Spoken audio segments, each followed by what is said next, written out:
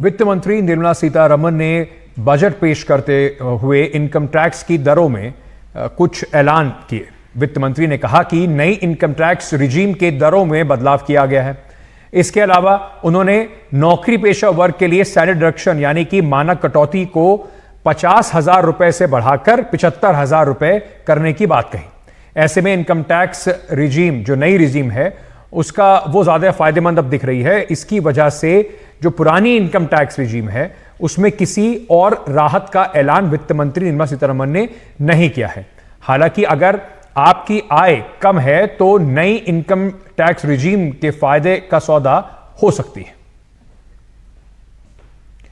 तो क्या और कैसे बदलाव आएगा, कितना आपको फायदा हो सकता है? कुलदीप कुमार साहब पर्सनल टैक्स एक्सपर्ट हैं, हमारे साथ जुड़ रहे हैं। बहुत बहुत शुक्रिया सर हमसे बात करने के लिए। सबसे पहले एक आंकड़ा बड़ा चल रहा है कल से 17,500 रुपए जब वित्त मंत्री जी ने कह दिया, तो कैसे बचेंगे 17,500 रुपए? और जो लोग जिन्होंने इस साल की शुरुआत में अपनी कंपनी में कह दिया था कि हम ओल्ड रिजीम में रहेंगे, उनको कितना घाटा होने वाला है?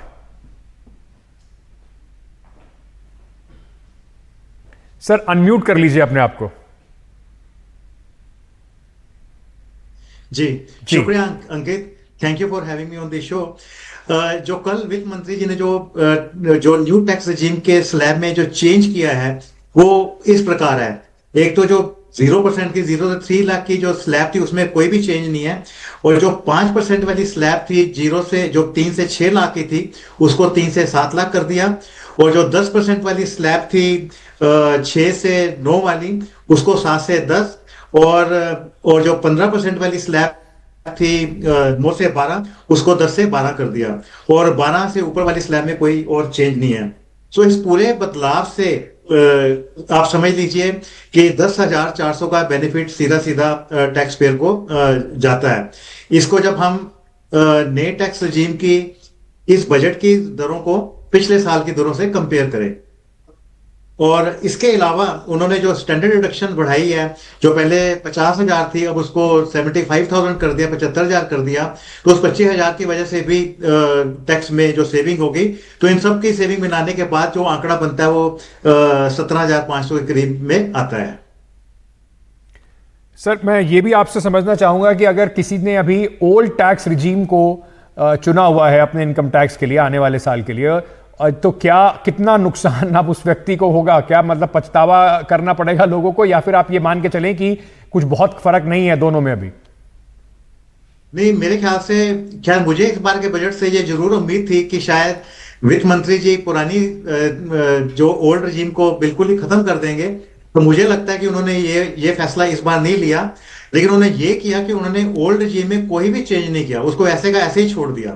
तो इसका मतलब ये है कि जैसे जैसे जो नए टैक्स रिजीम में जो चेंजेस आते जा रहे हैं, जो वो कंसेशन दे रहे हैं, तो उसका ओल्ड रिजीम वालों को बेनिफिट नहीं मिल रहा है।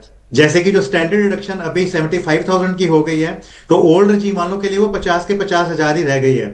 तो अगर मैं आपको एक एग्जाम्पल के तौर पे समझाऊं कि जैसे किसी की अगर कोई इनकम 10 लाख थी, 10 लाख है, अगर वो ओल्ड रिजीम को अगर वो अपनाए हुए है, तो उसको कम से कम 65,000 का टैक्स ज्यादा देना पड़ेगा एज कंपेयर टू द नई रिजीम की वजह से।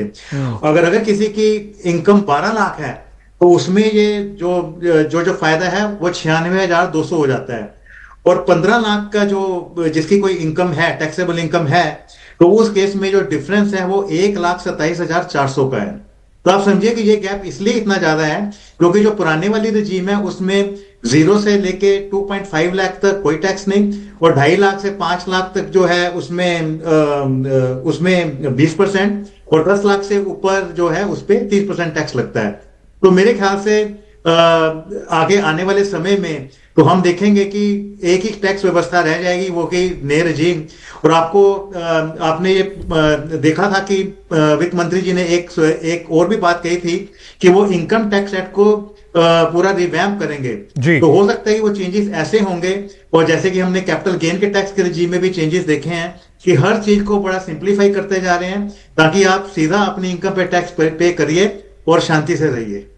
बहुत बहुत शुक्रिया हमारे साथ जुड़ने के लिए और दर्शकों तक ये थोड़ा आसान भाषा में समझाने के लिए कि कौन सी रिजीम आपके लिए फायदेमंद रहेगी।